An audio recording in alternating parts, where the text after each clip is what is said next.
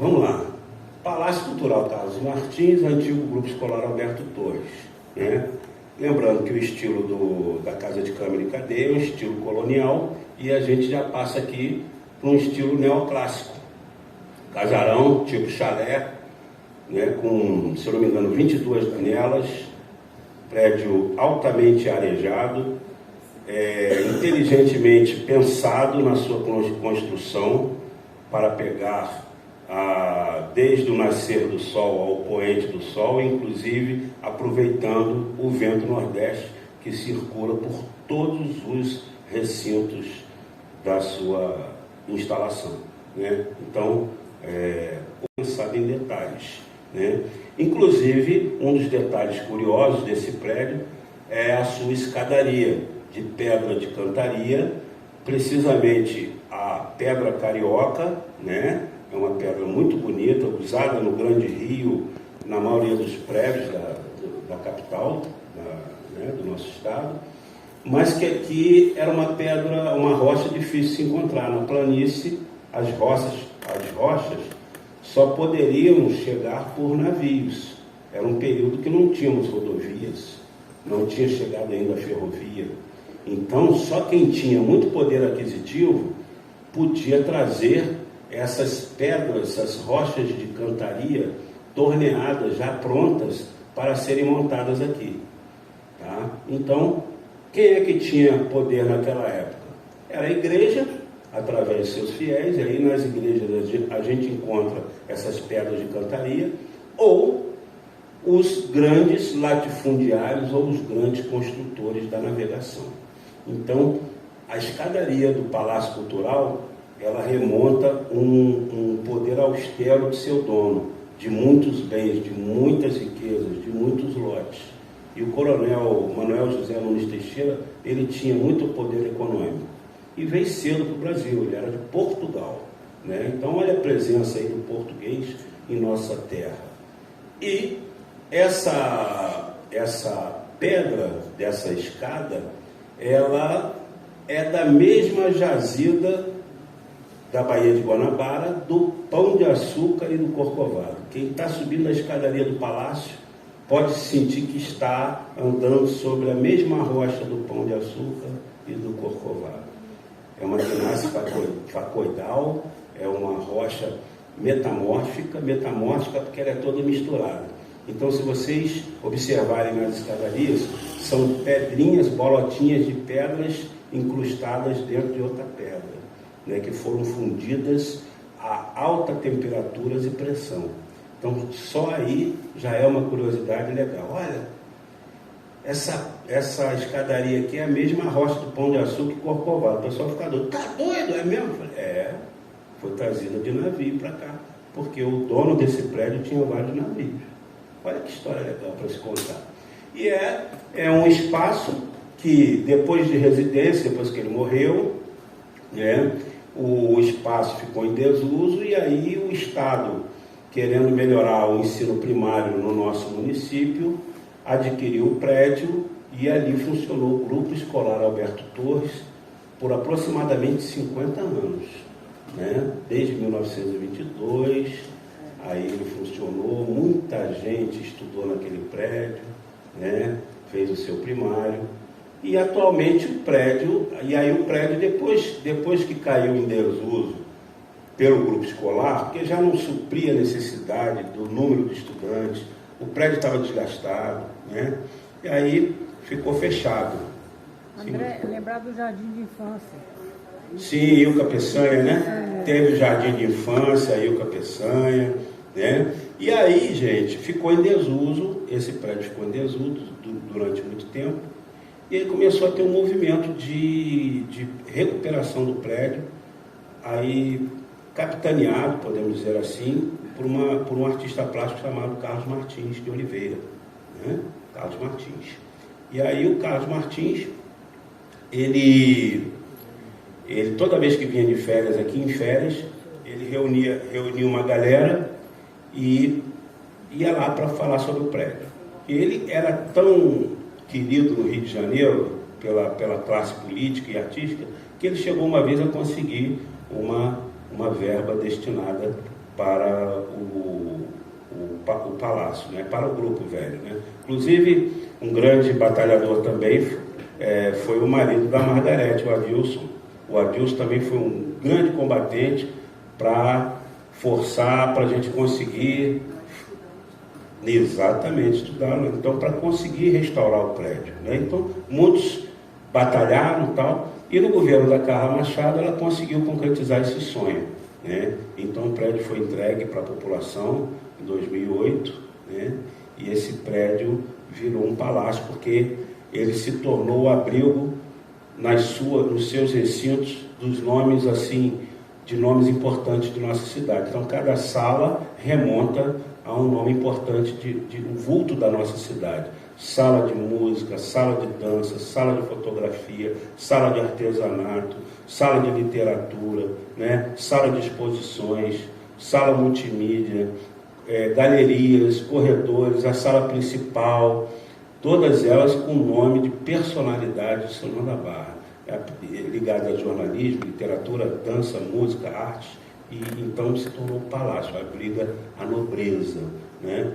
E aí o nosso Palácio Cultural tem uma vida bastante ativa com relação a oficinas de dança, desenho, pintura, né, de teatro, danças, então são danças variadas, né? E é um prédio que durante a pandemia serviu muito para a Academia dos Pensadores, muitas pessoas fizeram reunião, né?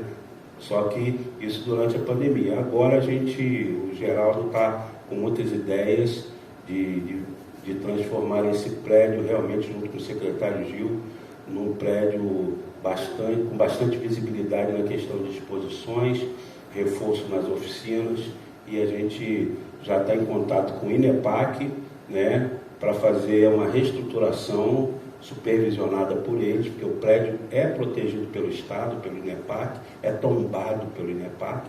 Então, inclusive, a gente já está vendo questões relacionadas à sala de dança lá, para a gente fazer uma melhoria lá. Então, esse é o nosso Palácio Cultural Carlos Martins, né? Vamos para a próxima. Aqui é o nosso local do nosso debate aqui, né? E, gente, eram tantas fotos, confesso a vocês, tantas fotos, tantas oficinas, tantas atividades. Eu falei, meu Deus, eu tenho que botar alguma, eu não posso botar todas, senão a gente vai ficar o dia inteiro mostrando tudo que aconteceu, muita coisa, são muitas fotos. Então, aleatoriamente eu olhava, essa aqui está colorida, essa aqui está com jeito, eu fui botando. Mas tem muita atividade, que muitos de vocês apareceram nessas atividades, né? Então, o Cine Teatro São João, né? Estilo neoclássico também, uma fachada muito bonita, né? Evidentemente que houve aí um acréscimo da bilheteria, não tinha, era tão somente a fachada principal, mas o acréscimo da bilheteria tornou o prédio uma coisa lúdica. Alterou a arquitetura original? Alterou, mas tornou também, por outro lado, o prédio funcional, né? O prédio funcional, a bilheteria bonitinha, um local para se botar um banner, um folder, divulgação do que acontece aqui, em nível artístico. E, sem brincadeira, gente, olha aquela foto do auditório, né? Da parte principal, das cadeiras. As pessoas olham, eles ficam encantadas. Já recebi pessoas ligadas a cinema aqui, gente, do Rio de Janeiro. Eles entraram e ficaram encantados. Eu falei, como é que pode existir isso no interior? Uma coisa que aparentemente é de cidade grande. No interior existe isso. Tá? Quando olham lá os projetores que estão ali na redoma de vidro, ficam encantados. Gente, isso aqui é uma raridade, não tem mais em lugar nenhum, tal. A gente fala, a gente não tem um não, a gente tem dois, né? Quem tem dois tem um, quem tem um às vezes não tem. Então, tem dois.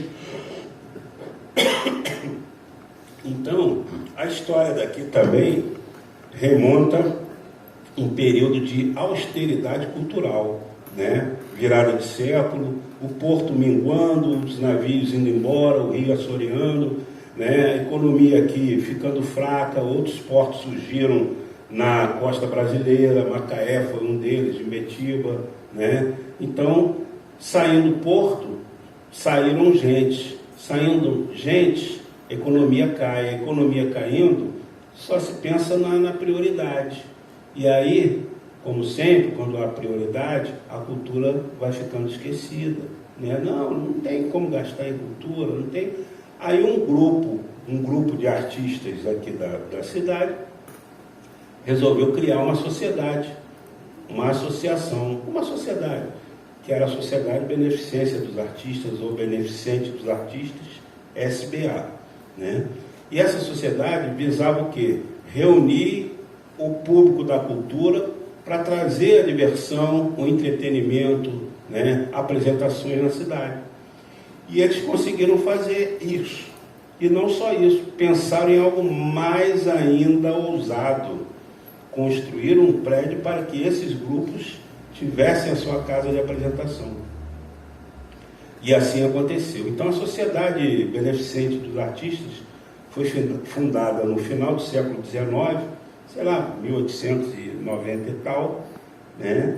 E chegou em 1906, conseguiram implementar a construção aqui do Cine Teatro.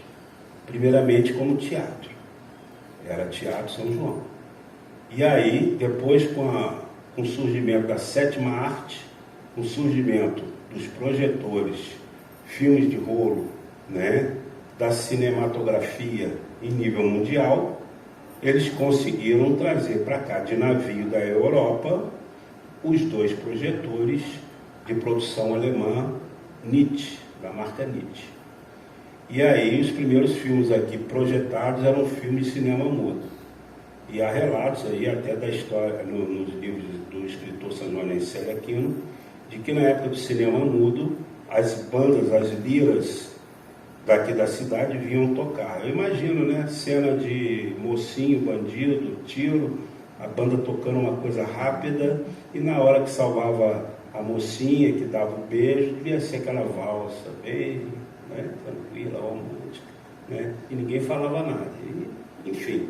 E parava, né? Rodava o filme 10 minutos, parava porque a máquina esquentava, ligava a outra e assim ia alternando. E nessas paradas o pessoal saía para comprar bala de caramelo lá fora, comprar pipoca, conversar, fofocar. Muitos arrumaram as suas parceiras, né, e as parceiras dos parceiros que se conheceram aqui. Então, socialmente, isso aqui é a identidade de São João da Barra, né, socialmente. E aí depois o Cine Teatro ficou ao relento, né? Depois veio o cinema de Amaro Coelho, aí dizem até a década de 80, aí já era Kung Fu e Bang Bang, né? Aqui rolava Kung Fu, o pessoal adorava Kung Fu, Shaolin, essas coisas assim, né?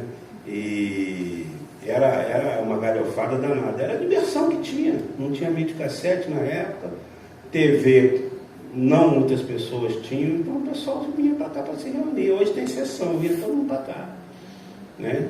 E aqui passavam algumas horas se divertindo e iam embora, né? E aí depois o prédio ficou abandonado, né? Ficou obsoleto, e aí foi comprado pelo Israel Rocha, né? Empreendedor da nossa cidade, e o Israel comprou, mas ele não implementou uma reestruturação desse prédio.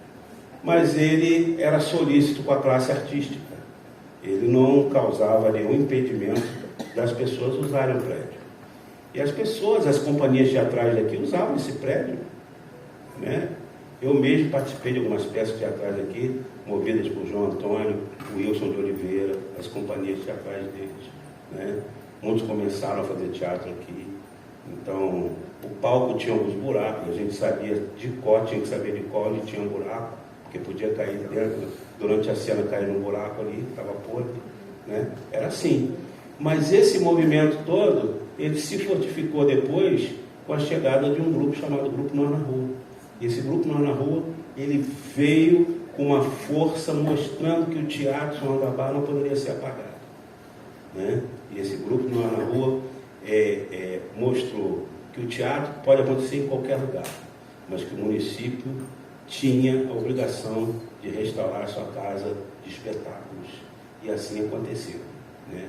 Então, a prefeita Carla Machado, entendendo a proposta, desapropriou este prédio, comprou o prédio, né? E procedeu na sua reforma. Tá? Um prédio, gente, que, na verdade, neste palco aqui, em 1914, pisou um presidente da República.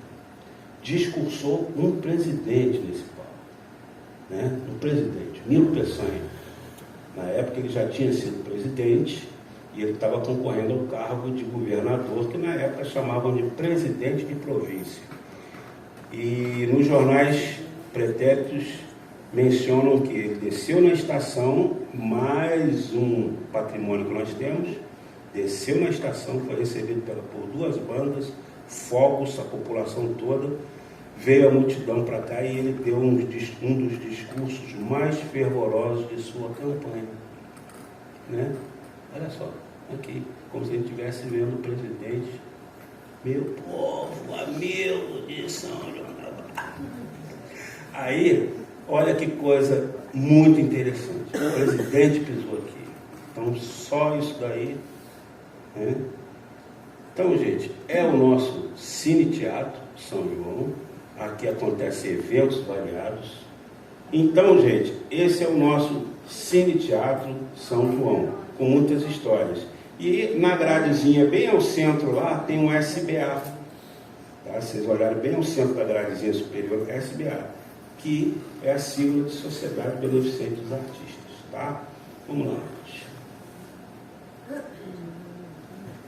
Centro Cultural Narcisa Malha. Olha aí, ó, Centro Cultural Narcisa Malha, antigo mercado municipal de 1902, né, que foi criado para suprir as necessidades de vendas de víveres, de hortifruti granjeiros, né, e de pescados, derivados do leite, né, e que cada baia era um tipo de comércio que era exercido na sede do município. Estrategicamente, geograficamente, esse espaço ele está bem próximo ao Rio Paraíba do Sul. Por quê? Porque, em se tratando de 1902, já tínhamos aí instituída a ferrovia campista, mas não tínhamos estradas. As estradas eram carroçáveis e numa estrada arenosa pelo nosso terreno aqui de praia, de planície. Então, todas as mercadorias, a via principal de transporte era o Rio Paraíba. Então, por isso que o mercado municipal ele estava numa localização geográfica bem próxima ao Rio Paraíba. E é lamentável dizer, por falta de, talvez, experiência, conhecimento ou de educação patrimonial, é lamentável dizer isso, mas tinha um outro cais ao lado do Centro Cultural Narcisa Malha, do Mercado Municipal, e esse cais foi primordial, foi essencial para o embarque e desembarque de mercadorias no nosso mercado. Daí o Centro Cultural Narcisa Malha, não só pela sua beleza característica de um mercado municipal, tem muita vida, tem muita exposição, tem café literário, que é sensacional, né? Marca os cafés literários de nossa cidade, em momentos específicos. Tem a foto do cantinho, está num conjunto arquitetônico belíssimo. É próximo da Casa da Câmara e Cadeia, é próximo do Paço Municipal, é próximo do Canhão da Rainha, que também a gente tem que pensar que não pode ficar ali não. Vamos ter que pensar no Canhão da Rainha, de dar um luxo para aquele canhão, né? E o Centro Cultural Narcisa Malha, eu não posso deixar de falar isso, foi o nosso primeiro espaço cultural conquistado na cidade, no município. Ele é o patriarca, né? Ele é o patriarca de todos os espaços que nós temos, né? Porque, na verdade, já existia Casa de Câmara e Cadeia, mas não estava subordinada, assim, à prefeitura, porque foi delegacia de polícia e tal, né? Mas, assim, criação mesmo do Centro Cultural foi em 1992, no governo do Dodozinho Mendonça, que agora saiu a biografia dele. E Dodôzinho foi o prefeito que mais construiu construiu escolas na história deste município. E Dodôzinho foi o que viu o viés cultural, junto com a secretária de Educação à época da sua gestão, a Carla Machado, viu a possibilidade de criar o primeiro centro cultural do município. Foi tão visionário Dodôzinho e a Carla Machado que não fosse resgatar esse imóvel que estava abandonado, servindo para depósito de mercadorias variadas, podia incendiar até, deu o nome de uma das maiores mulheres poetas, jornalistas, abolicionistas da história deste país, a Narcisa Amália, né? Então, grande sacada, bola dentro, né? Construiu um centro cultural, deu vida a um prédio morto, um prédio abandonado, deu nome a este prédio, Narcisa Amália. Então, esse é o nosso Centro Cultural Narcisa Amália, que tem várias oficinas também, destaque para a oficina de costura, né? E as oficinas da Thaís também, que faz um belíssimo trabalho de colagens, um artesanato bem específico e que todo mundo valoriza, né? Esqueci de alguma coisa, cara? É por aí? Então vamos lá, vamos para o próximo. Aí, ó. Estação das Artes de Derli Machado. Essa estação, gente, tem muita história, né? O estilo dessa estação, o estilo em tijolinho, é estilo inglês com vergas francesas, né? Da sua varanda principal, a rampa de acesso, a embarque e desembarque ferroviário. E é uma estaçãozinha que no início, em 1897 a ferrovia começou a funcionar. E aí, em 1902, a ferrovia foi vendida para a Ferrovia Campista, foi vendida para a Leopoldina Railway Company Limited, e essa Leopoldina, ela construiu a estação em 1902 de tábuas de madeira velha, e tem a foto dela, tábuas de madeira velha. Os jornais questionavam muito, dizendo que eram uma estação feita de tábuas de caixões inutilizados, né? E aí reclamavam tanto, mas começaram a usar a estaçãozinha, mas houve, por volta de 1907, uma confusão generalizada por tarifas da Leopoldina. Todo mundo estava insatisfeito que a Leopoldina cobrava muito cara o transporte de passageiro, o transporte de cargas, e começou a atrasar os seus horários de trem. Então, em vários locais começaram a destruir estações. E aqui em São João da Barra, o povo bravo tocou fogo naquela estaçãozinha de madeira, pegou fogo, lambeu a estação todinha. E aí o que a Leopoldina fez? Mandou construir uma estação de tijolinho, né? Agradeçamos aí os antepassados que tocaram fogo nessa estação, podemos dizer assim, que talvez nem estação pudesse existir se continuasse de madeira, né? Então tocaram fogo, construíram uma estação de tijolinho inglês, ao estilo de tantas outras estações que tem no país, da Ferrovia Leopoldina. E aí, essa de 1902 até 1957, ela era da Leopoldina. Em 57 houve uma lei do governo federal em que o governo adquiria todo o acervo da Leopoldina Railway, né? Então foi criada a extinta RFSA, né? Que era a Rodovia Federal, né? Ferrovia Federal, RFSA. E aí, dizem os historiadores, essa curiosidade, que foi a maior safadeza do mundo. A Inglaterra ganhou muito dinheiro com o Brasil, porque foi uma venda astromilionária, e o governo comprou todos os trens e vagões totalmente sucateados, totalmente quase que fora de serviço, em desuso mesmo. Mas era contrato e tiveram que obedecer os contratos, e assim aconteceu. Então, a nossa ferrovia, ela foi até 1962, 63. E em 1962 foi inaugurada a nossa estrada São João da Barra Campos. Então vejam vocês, a evolução tecnológica de novo, deixando coisas para o passado. Então o pessoal queria andar de carro, rodovia, e a ferrovia ficou em desuso porque criaram uma lei dizendo assim: olha que estupidez, nos locais que tiverem rodovias construídas pelo governo e tiverem estradas de ferro paralelas a essas rodovias, essas ferrovias serão desativadas. E assim aconteceu. Augusto quer falar uma coisa? Seu Augusto veio de trem até aqui, né? Então, gente, 62, 63 ela foi desativada.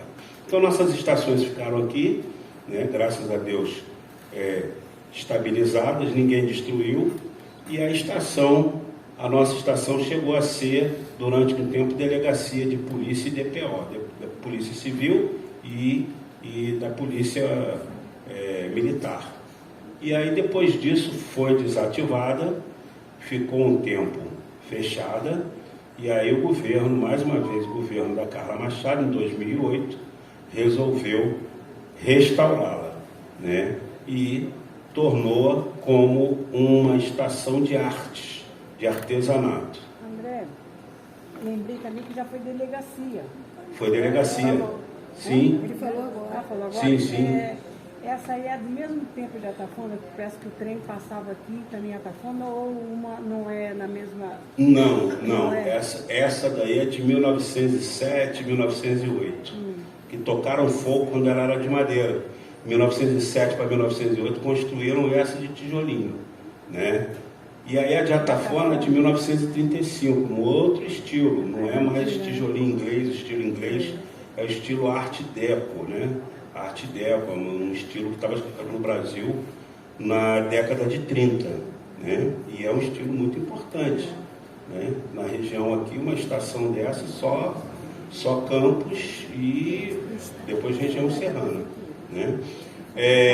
E aí, gente, a Estação das Artes leva o nome de Derli Machado porque a Derli, ela foi secretária de Ação Social no governo Carla Machado, era mãe da prefeita Carla Machado, mas a Derli Machado, ela, além de ser uma mulher aguerrida, à frente da sua pasta administrativa, enfrentava enchentes, ela, em 2 períodos de grande cheia de São João da Barra, ela ia até a casa das pessoas, dos menos assistidos. Então ela foi uma pessoa muito solícita com relação à população sanjoanense.